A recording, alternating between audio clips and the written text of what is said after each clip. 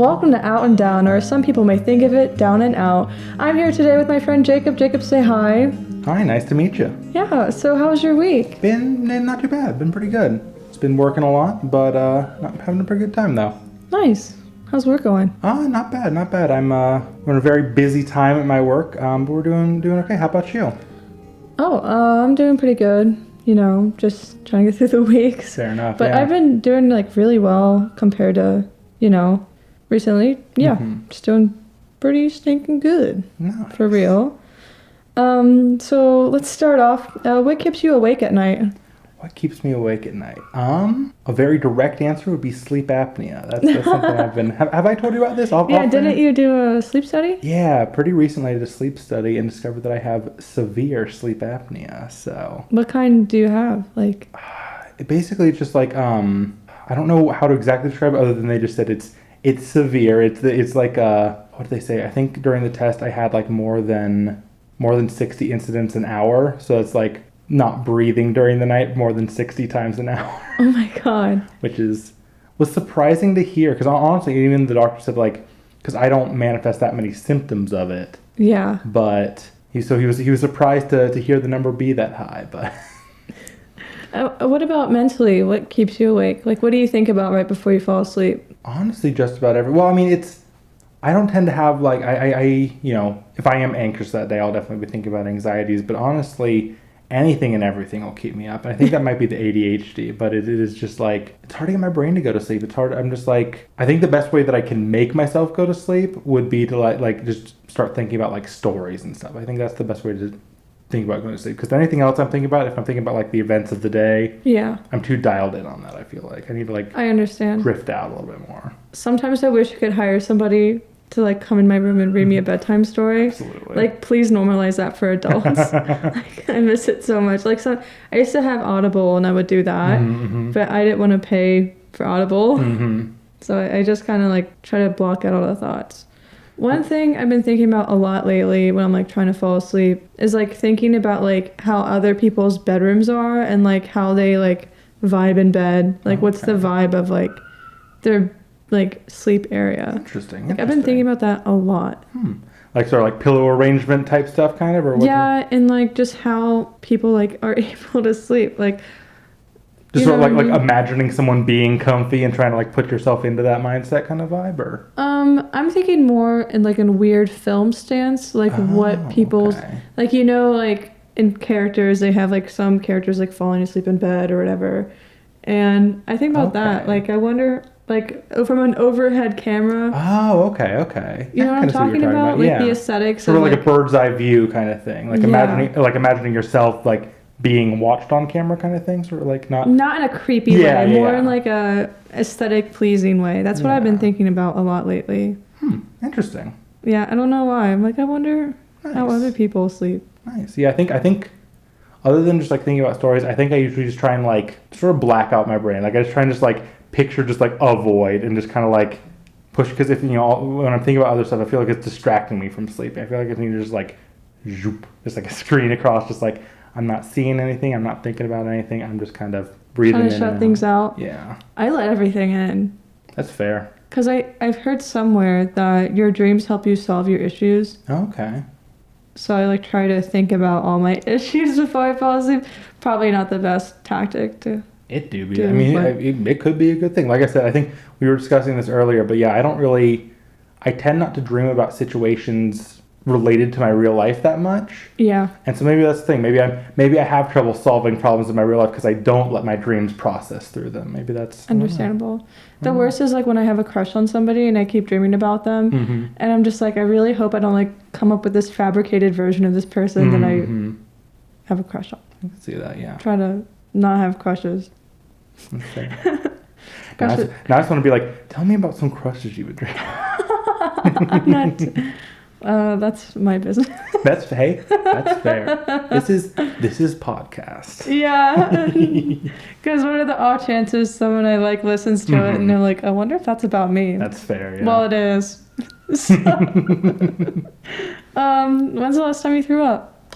When's the last time I threw up? That's a good question. I can't remember I can't think of what the date would have been, but recently Recently, whenever I throw up, it's been that I've been like real sick. Like I'll get like a stomach bug or something like that. I haven't because when I was younger, I'd get sick all the time because I was very much the kid that like ate stuff off the floor. Yeah. So I got a lot of strep throat.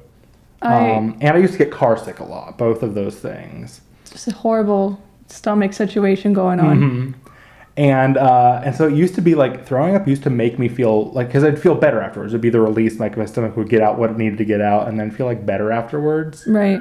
But recently, the past couple times, it's just been very like, I just very much, like it feels like it won't stop. Like I feel like I'm throwing up and it will not end. Yeah. And so I feel like not as a satisfactory of an experience. Like I'm not like, it doesn't fully end. Like I still feel sick afterwards. And so I'm like, well, I'm not enjoying this anymore. It's no good anymore. That's completely fair. But I've never, I guess just semi-related. I don't think I've ever like, it's always been from being sick. I don't think I've ever puked from drinking or anything like that. Oh, yeah.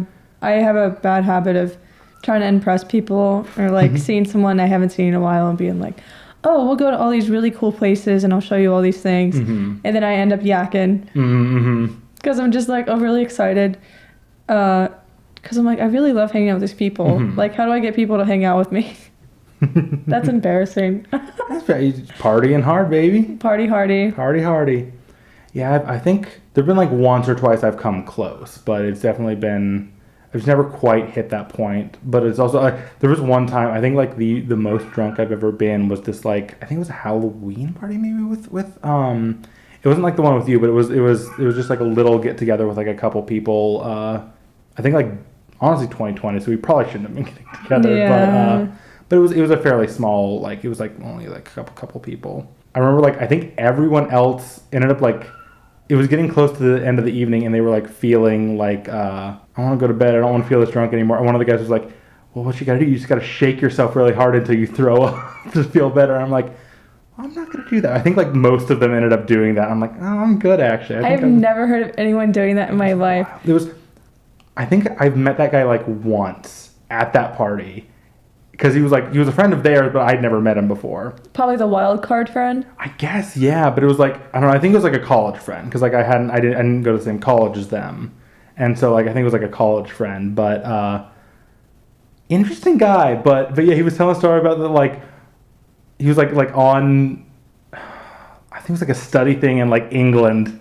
And like threw up in like the basement of the Buckingham Palace or something, from like because he'd been like partying the night before.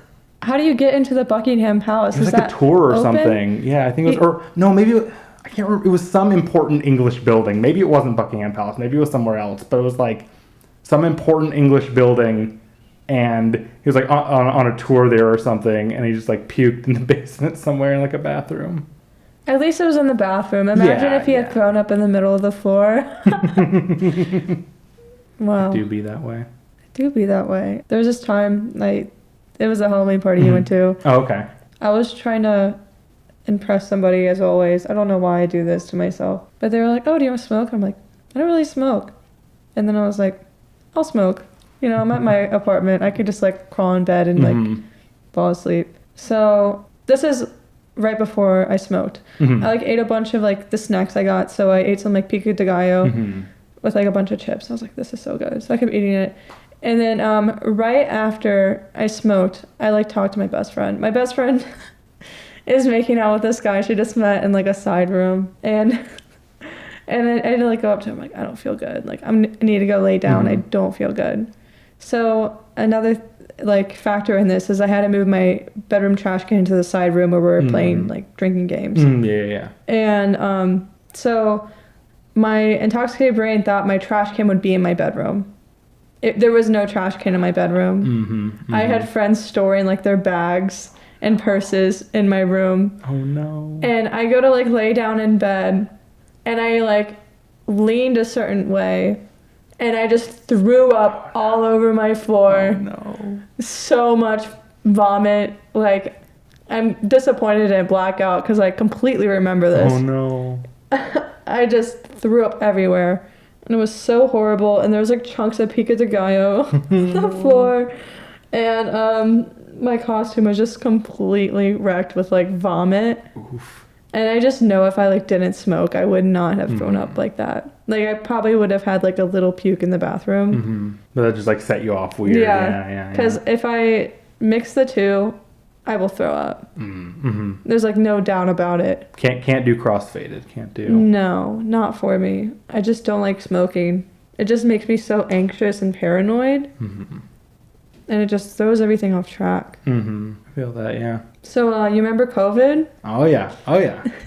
So fun fact, B and Jacob went to the same college during COVID. And we also worked at Amazon during COVID together. But yeah, so we all had to post our resumes for the class because it was like the I want to say not like business preparation. What was it called? It was like career preparation. Career prep. Yeah, that's right. And so we all posted our resumes, and I was just looking through people's because I think we were encouraged to like check out everyone else's style, see what like kind of the vibe was. And I was just looking through, and I saw, I was like, Amazon facility, like Hebron, Kentucky, or whatever it was. And I was like, and like to present, like current job. And I was like, hey, that's also my current job. Hey, what's up with that?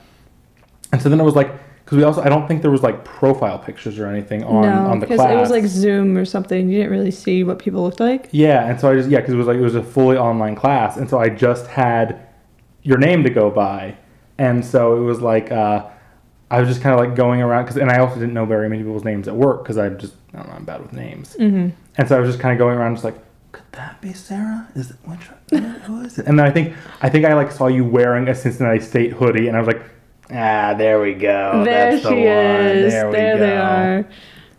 And then I feel like then I feel like I came over to you and was like, hey, are you in this class at Cincinnati State? And then we started talking from there. Yeah, and we would hang out on like a really sad little break. Yes. And dude, I remember one time we were working there and you were like had mentioned that you didn't feel well and you were in the bathroom. Didn't they have a chat with you after that? Oh, probably. I don't to be fair, I could go on so many stories about jobs that have gotten on me for spending too long in the bathroom. I'm just my stomach is bad and businesses don't like that. But Amazon definitely is one, as has the reputation for it. They don't love that sort of thing. Then like the really strange like raffles they would have, or we would play bingo like after work. We didn't get paid for bingo, right? It was like some sort of like weird thing where they're like, you can stay after. I can't remember. I feel like maybe, yeah. I almost feel like they would have had to like let it be paid because I feel like no one would have stayed if it wasn't. I think people wanted to stay for like cash bonuses and prizes. I guess there was like door prizes, yeah. So maybe it was just that, yeah. Because I got like a picnic blanket / tarp thing. Oh, okay. I still have it. Yeah, I think I only ever won one like thing from the job, which was the big one. I got real excited about that. I've told you the whole story of you remember everything from that, yeah? Yeah, you could go ahead and retell. I so it was like because that was for like peak season or whatever. That was like when we were like during Christmas or whatever. Yeah, the worst time. And it was like it was for working Sundays, right? You got like every Sunday you work, they put your name in the raffle. I think it was. Or I think it was like the days where they projected it to be the busiest or something. And it was one of those things where it was like, I'd been working, but I don't think I'd been in on like hardly any of the peak days because that was like the days I had like all of my classes or whatever I was busy with. I was like never able to come in on I feel like it was mostly Sundays for whatever reason. Right. And I just was never able to come in on those. And then I came in on like the very last day, the Sunday that they were doing the drawing. And so I got my name in there like once. And I won the fucking like big TV, like the big like really expensive TV. Yeah. And I got like so panicked because I was like, I don't deserve this or whatever. Yeah. And I remember the one guy, like what was his name, Joe or something? The one real big buff guy tried to like buy it off of me. Yeah, the guy who had like all the Amazon reward pins for doing all these things. Yeah, he was the one. He had like records for like the amount of like shit he's carried, like because he was just like running around like hauling shit every night. Yeah. And he was just like.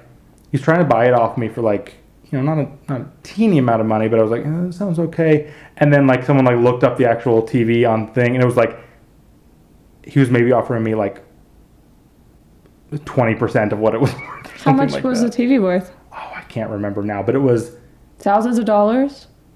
I think it was at least over 1,000. Oh, wow. I don't remember for sure. Maybe even over 2,000. I can't remember, but it was it was decent. It was not a cheap TV, and he was offering me like a couple $100 for it. Oh. And I was like, which sounded good because I was like, okay. I wasn't even sure if I could get it home in my car because it's so big. It was pretty decent. It was decent size, yeah. Yeah.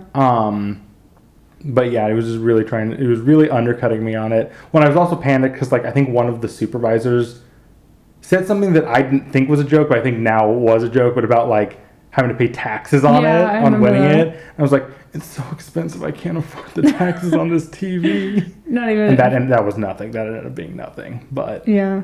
But yeah, it was a whole thing. But I remember one of the like the older ladies at the job like pulled me aside. I was like, she was like, listen, you won that. That is you hold on to that. You won that. It was it made me think of like Charlie and the Chocolate Factory. It's like, Charlie, take that ticket and run. Yeah.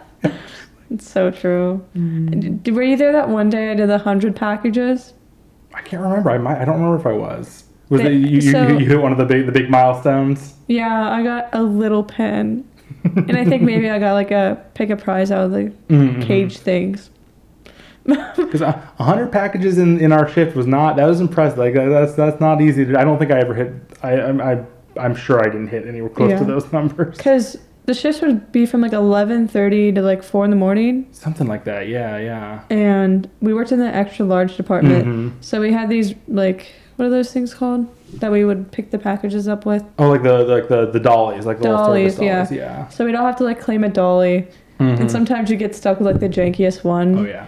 And you're like, frick, dude. That was rough. And I remember we were in the break room one day and you're like, I don't really like caffeine, but I'm going to try coffee and mix it with hot chocolate mix. I was like, that's foul. That was always, because I can't do coffee. I don't know what it is. It's just I don't know, too bitter, I guess. But yeah, that was what I would get, because they had like the Keurig pods that you could just get. They had like like hot cocoa packets. So I would I'd mix it all up in a cup, and I was like, yes, okay. Yeah. It's got sugar, it's got chocolate, I can be okay with this. Ugh. That place was just so bad. Especially because you had to drive a big distance. I didn't drive that far. And it would always be like icy or snowy because we did work there during peak. Yeah, it was depending on like traffic and whatever, it was theoretically at least like a 45-50 minute drive for me, usually sometimes closer to 40, which admittedly I was always running late, so sometimes I did make it in like 25, but wow, that's probably like 30. I think 30 probably is the fastest I made it, but did not always drive safely on the way to work, because I was just like, I was always running late for that. But I know. I could never. I'm too afraid of Daddy Bezos. Oh yeah. Oh god.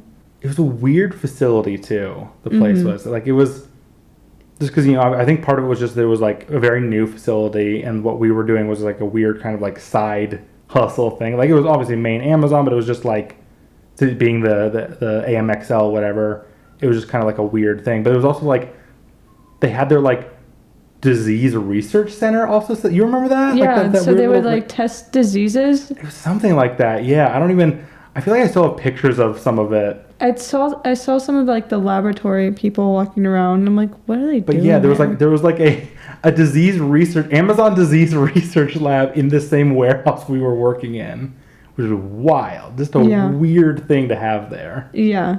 But I'm surprised I didn't get COVID while I was working at the warehouse. It was pretty far into COVID before I got it. I've only had it once, but it was pretty deep in. I think we're probably in like, we probably reached like Omicron phase by the time. I think I got Omicron as well. What do you think about our college? I almost said the name of it. I think I said that. I think I said the name earlier. We can go ahead and say it. Yeah, Cincy State was a nice little place. It was, I think it was a good school. I liked it a lot. I think my main thing was, I have such a bad memory that I have so much trouble retaining anything I learned there, and I have not kept in touch with many people. Like, I think it's pretty much just you are the only person I've kept in touch with from there. And so I feel like the knowledge and the connections are the two main things you take away from college, and I just did not retain much of that. Yeah, that's fair. There's a few people I've like friended, and then I have like one person who comes into the restaurant all the time. Oh, okay. That I see, but Yeah, I didn't really retain that many connections either. Mm-hmm. Like, of course, I have like online friendship things. Like, we don't reach out. Like, I have no idea what they're doing now. Probably like way cooler stuff. Not that my job's not cool. It's like so cool. It's cool. It's great. You got podcasts now. I got podcasts now. Podcasts now. Little side hobby. So now you're working at Kings Island. How's that? Yeah. That's it's a lot of fun. I'd say it's an interesting place. Honestly, one thing we all kind of like, all of our little crew that works there, because I work in the entertainment department. I do sort of like the shows and sort of the lighting, different stuff like that. And I think what everyone in the department has said is like, we all clearly very much love the work, because if we didn't, we probably wouldn't be doing it for the amount of yes. But it's a fun place. Like it's because I've worked a couple other like entertainment jobs since college, and it's one of those interesting. There's always something interesting going on. I think that's what, like, even if I move on to somewhere else coming up soon, I feel like I'd like, and it's hard because, like, you know, living around here, there's not many other theme parks, but I feel like I'd want to work in some kind of like amusement park, theme park type place, because like the setting's just very engaging, I guess would be the word. It's just very like, there's always something interesting to do. That makes sense. Which is something I really like. Like, what park would be your dream to work at? So I don't know. I mean, I guess like Disney, I guess would be the obvious answer, but I almost wonder if that would be like too big, too lost in the shuffle. Like, I feel like you have to be like an Imagineer to really be doing the interesting work at Disney. Yeah. But so I don't know. Like, you could work at Universal Studios. Yeah, maybe something like that. I don't know. Universal could be an interesting one. Honestly, because once you get past those, then it is kind of like to the level of just like the Cedar Fair ones, and so Kings Island would kind of be like, in some ways, is like the next step down from that, or like the next step of like, honestly, it probably would just be working at Kings Island, but for more money. Yeah. Ideally. But it is a neat place to work. I do very much enjoy working there. So yeah. So like, did you go to Kings Island a lot as a kid? Probably not as much as like other people who grew up around this area did necessarily, just because I'm a big baby when it comes to rides and roller coasters. I won't ride like hardly anything. Fair. And so I don't feel like I went as much as like some other people did, but I would definitely still consider it part of my childhood, especially because like I have kind of like legacy there, because like my parents met while working food service at Kings Island, and like my aunt and uncle met while working food service at Kings Island. There's just been a lot of that. Even prior to doing this, I'd worked like ride operations at Kings Island. One of my cousins worked ride operations. My sister worked like catering. She worked like merch. She worked food service. She worked a couple different places. You know, even prior to now, we've had like a lot of like ties to Kings Island, and you know, just everyone growing up in the area, I think to some extent does. Yeah. And so definitely like I definitely went quite a bit. I was just very much like, I'd ride the little rides, and then I'd like stand holding the bags for everyone while they went and ride the big rides. But honestly, I never minded that much. Like usually like one or two people would like hang back with me and just like poke around in the gift shops, and then like when it was their turn to go ride, someone else would come hang back and whatever. So it was always something going on. And you know, I'd ride like the Whitewater Canyon and stuff like that. Yeah, it was definitely that ride's like pretty fun. Yeah, things like that I would still do, just not much. There wasn't a whole lot there ride wise. Right. So it was a whole family affair, and now you work there. Mm-hmm. I'm sorry to say, I am a ride person. That's fair. No, and I think rides are really cool. I don't want to be on. Yeah. But I think they're really neat. Yeah. I haven't been in a long time. I haven't gone since like before COVID. Mm-hmm. What was the last new ride you would have gone? Would it have been Mystic Timbers probably, or? I think so. Mm-hmm. I definitely went on the Windseeker. Mm-hmm. Horrifying. I don't recommend. It's Kings Island controversial. To get Cedar Fair controversial. Windseeker's a bad ride. It's just kind of well, because here's the thing, and I don't know if you know this. Most Cedar Fair parks have a Windseeker. Mm-hmm. That ride is at most of the parks. And it almost never runs. It's just, if it's windy at all, it doesn't run. If it rains, it doesn't run. So it's a safety hazard. It's not, well, because it's not even, I don't know, I mean, that's why they stop it, because it would be unsafe. But like, I don't think there's been like injuries or anything on it, but people could just get stuck on it all the time, because it just stops with people on it. It's just like, why do you keep that one around? It's great real estate. Everything, like, Kings Island has good rides in general, I would say. From what I've, once again, I don't ride them, but from what I've picked up from other people, like my one cousin's a big coaster head. She loves Kings Island, and like there's like a lot of really good coasters there, a lot of like record-setting coasters, and a lot of like really big cool stuff. why keep Windseeker around? We don't need that one. It's probably cheap to operate, I would guess. That's probably what it is. And like since they have it everywhere, they probably have like a good supply chain for parts. But like that's true. It's free real estate. Let's just put something new there. Put something interesting there. I feel like there's just any number of things that they could put at that spot that would be a better ride than Windseeker, but I don't know. Like at that whole new big area, they did. I don't know if you heard about this, but they have the new Adventure Port area. They just opened. No, I haven't been to Kings Island in a while. I don't really keep up. Mm-hmm. Like I like rides, but I'm not like seeking them out. Mm-hmm. Like I was supposed to go to the fair yesterday, mm-hmm. and my friend who I was supposed to go with ended up having too many clients yesterday. So she bailed. So I was a little heartbroken I didn't get to go on a ride yesterday. Oh no. I was like really crossing my fingers. Like I can't wait. I haven't been to the fair since I was like a kid. So I was really looking forward to it. But things happen mm-hmm. and things will come back around. Yeah, absolutely. So what do you think the meaning of life is? That's a good question. It's a very big question. I don't know. That's what I have to think about a little bit. While I think about it, what do you think the meaning of life is? When I was younger, I would say the meaning of life is to like find purpose. Mm-hmm. But I think the meaning of life, this is probably like really cliche. Someone else has probably said this a million times. It's just like finding ways to like go about living. I think that makes sense, yeah. And that kind of just sounds like the question. I sound like a politician just using the question. But I think it's like all about making like new experiences, like trying new things, like seeing what works for you, what doesn't work, like building memories, like meeting people. I like that, yeah. Yeah, I think that would probably be a big part of it. I would agree with that. I also think like, I don't know, I think to some extent joy, I think is the meaning of life. Like I think like trying to both to yourself and to like others, like just kind of like just make things positive as best as I can. Like, you know, obviously there's, you know, it's a rough world out there. We're all going to experience bad things.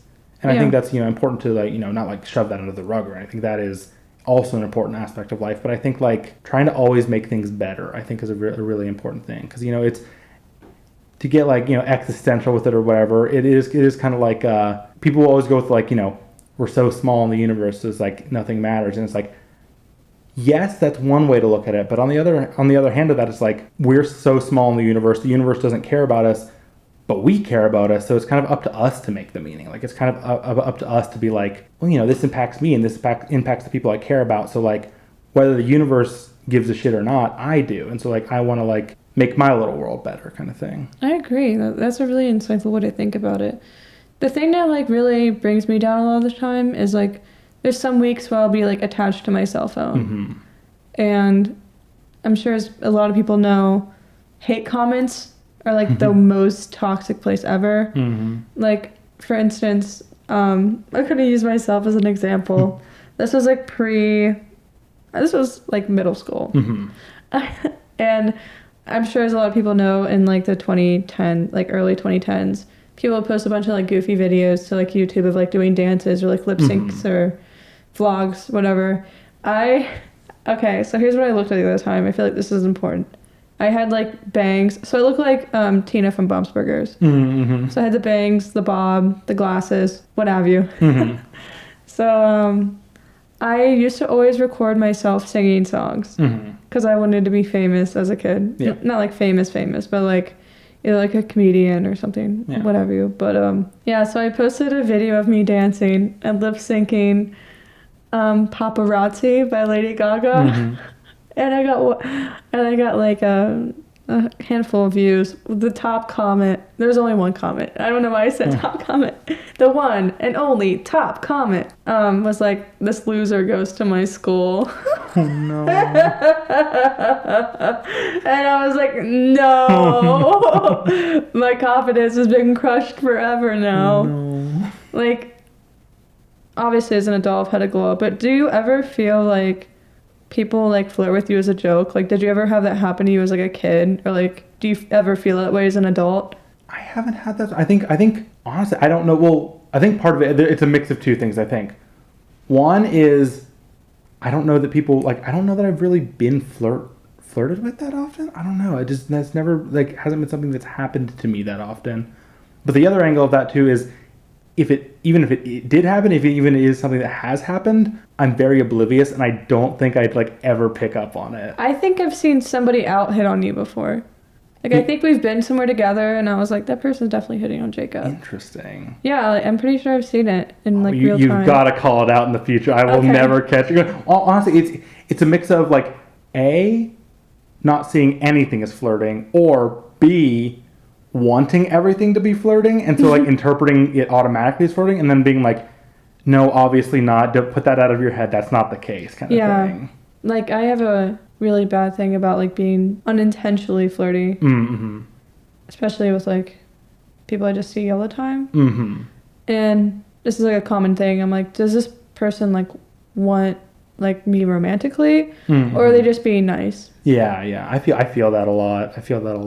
Yeah, because obviously, like, I try to be nice to people. I'm not, like, going around being an asshole all the time. Mm-hmm. And I'm just like, I can't tell. Well, I think that's something that I've been, like, I have only recently started even, like, attempting to flirt with people. And what I've kind of run into is that I don't know how to do that. And then also, as I've been kind of, like, trying to figure out, like, what flirting looks like, also realizing that, like, a lot of stuff I do could theoretically be interpreted as flirting. Mm-hmm. And I'm like, did I do it? I don't know. Yeah. But it's also tricky with me because this is, you know, as you know, and to tell the listeners, I'm polyamorous, and so, like, and also just and a big slut, if I'm honest about it. And so it just very much is a thing where I'm just like, I'm not as worried about it because, like, it probably is flirting to some extent. Like, if someone thinks it's flirting, I probably am at least a little bit. But it's one of those things where it's like, I don't tend to actively flirt with people. Like, it's just kind of passive because it's just like, mainly because I don't want to make people feel uncomfortable. I always get worried that I'm going to, like, if I put someone on the spot and they're not interested, then it's going to be, like, make them feel really uncomfortable. And I always worry about doing that. Sure. Which I don't know. I don't know if I just need to get over that because, like, that is kind of like being, it's sort of, sometimes I think about that, like, I'm being kind of like I know better for other people. Like, I'm like, they're adults. They can, like, I'm kind of babying people by, like, not being honest with my feelings. And that's probably, I don't know, something I feel like I need to work about. But I feel like there's a middle ground. Yeah. And I'm bad at that because I feel like I either want to just, like, fully be direct with everyone or not say anything. It's hard to find the middle ground there. I'm super open and confrontational. Mm-hmm. Like, if I'm really digging somebody, I'll be like, so, like, why did you ask to, like, hang out with me one-on-one? Like, do you like me? Like, what's going on here? Mm-hmm. And then if they're like, oh, like, no, like, not interested, I'm like, okay, like, I'm gonna dip out, see ya. We can be friends, but, like, fair enough, yeah. I'm not gonna, like, pursue somebody who doesn't want me. Yeah, that makes sense. Because it's just embarrassing and, like, awkward. Mm-hmm. Yeah, I feel that, yeah. Yeah, I think that's definitely something that, like, as I have started, like, trying to with people sometimes more actively flirt, I definitely feel it where I'm like, once I lay it out there, I'm like, this is the situation. If you're interested, rock and roll. If you're not interested, still rock and roll, but in a different way. We're just rock and roll. We're just like rock and roll. Yeah, friendly rock and roll. We're just like, because, like, you know, because I also just like being friends with a lot of people. I also just like hanging out with people, and that's the most important thing to me. If we can also get nasty, I don't know what if we were to get nasty. I was trying to think of, like, a good innuendo, and they're all bad, but yeah, if we were to, like, try and hook up, that would be even better. I would love that even more. Imagine, but, like, literally nasty though. Like, we were talking in the car. Talking about some kinky stuff. I don't know if we should talk about it. It was the podcast, right? We'll figure out what it is. We'll figure out what this podcast is rated M for mature. I don't know about that. Don't put that out there. That's fair. This is a good Christian family podcast. Oh my God. No, it's not. Don't listen. Listen to something else. I didn't even ask if I could swear. Do we swear on this podcast? Yeah, it's not on YouTube. Fair enough. Spotify and Apple Audible. So, with your polyamory, is that the right word? Mm-hmm. How many people would you consider dating at once? And how's that experience been?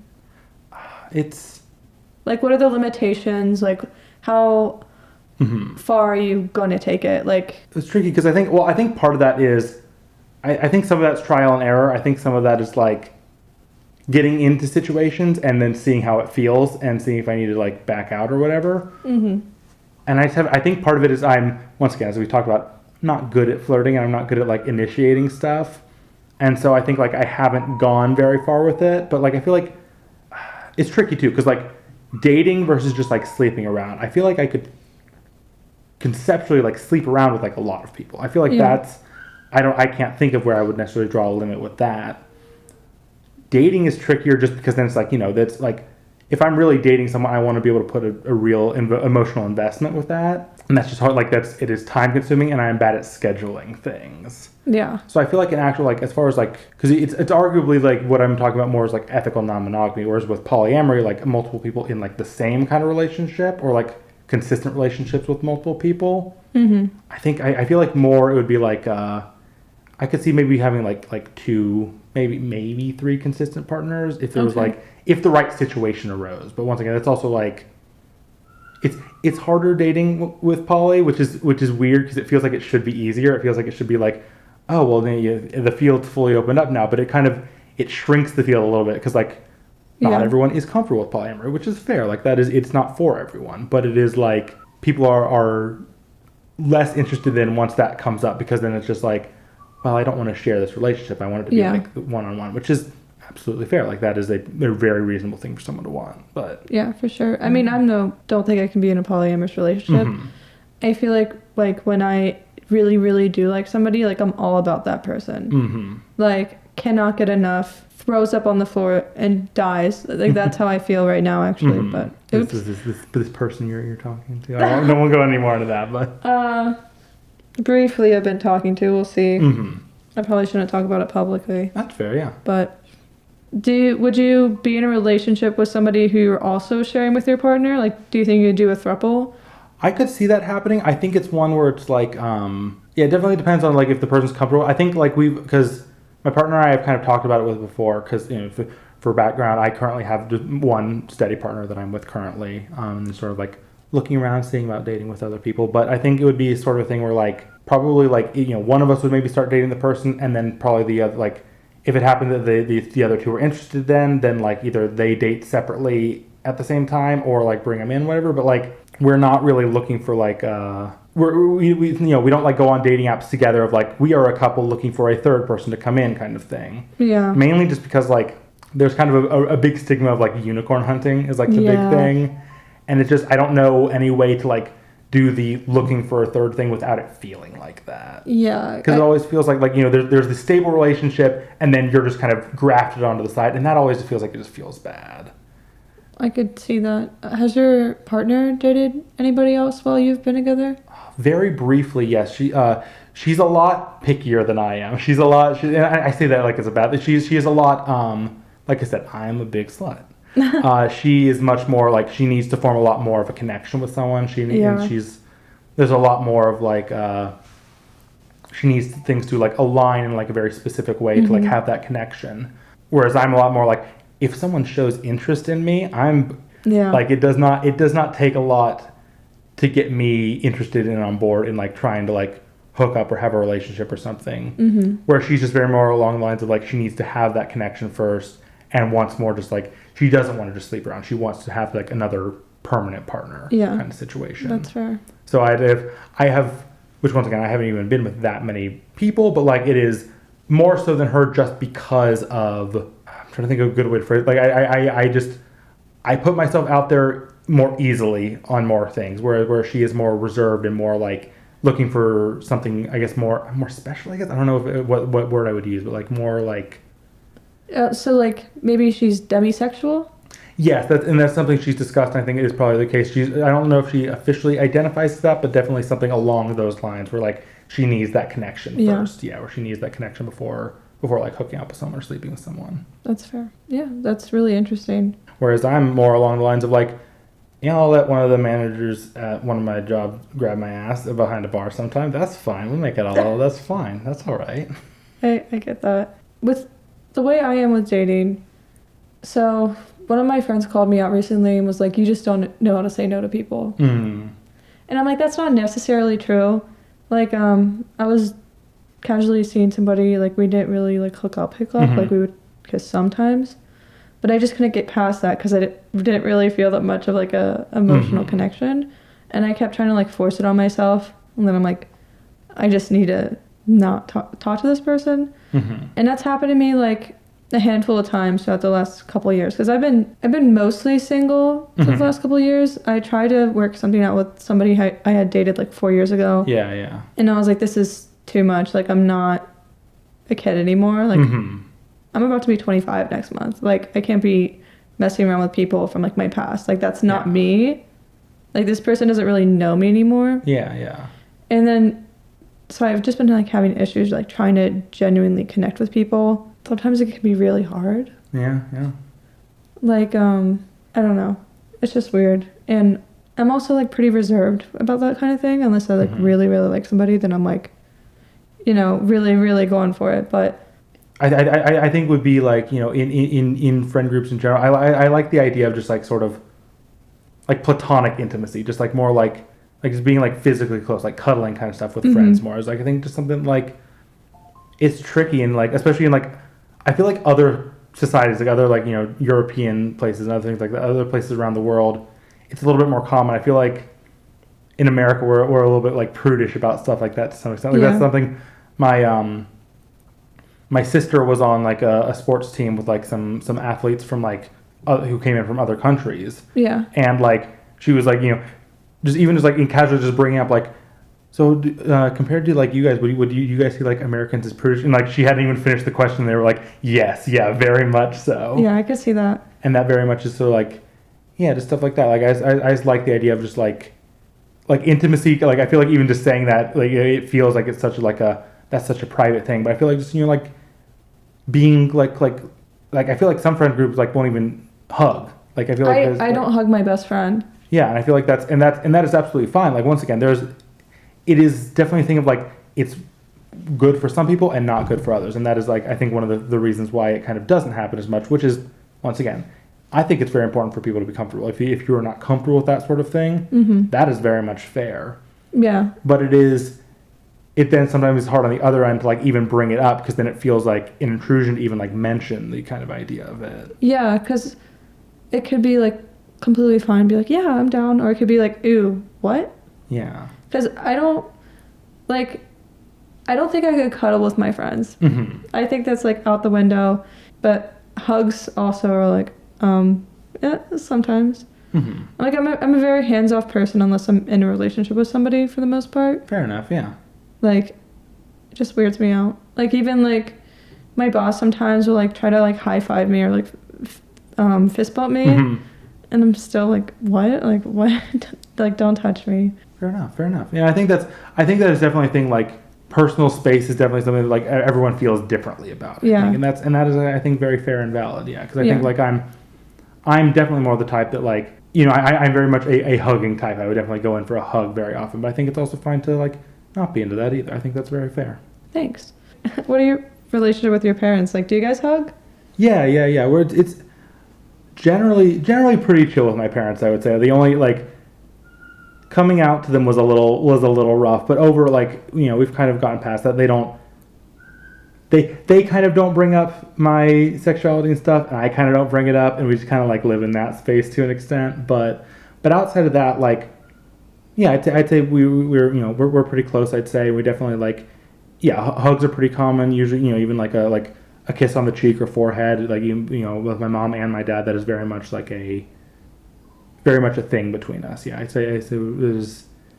Yeah. That's awesome. Yeah, cool. It is funny because like I feel like a lot of times, like I've had this recently, like just talking with people. I definitely like talking about childhoods. I definitely have learned to like spend more time listening than talking, because I had it reasonably chill.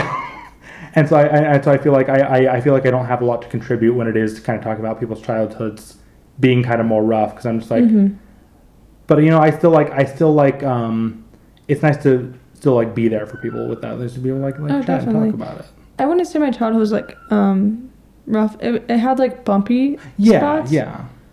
But like I feel like everyone's childhood has bumpy spots. That's fair, yeah. Like I was, you know, fine Yeah. for the most part. Nice. I don't know. But all right, so we're going to go ahead and wrap up. Alrighty. I want to thank the 50 people who have listened in. I really appreciate you guys.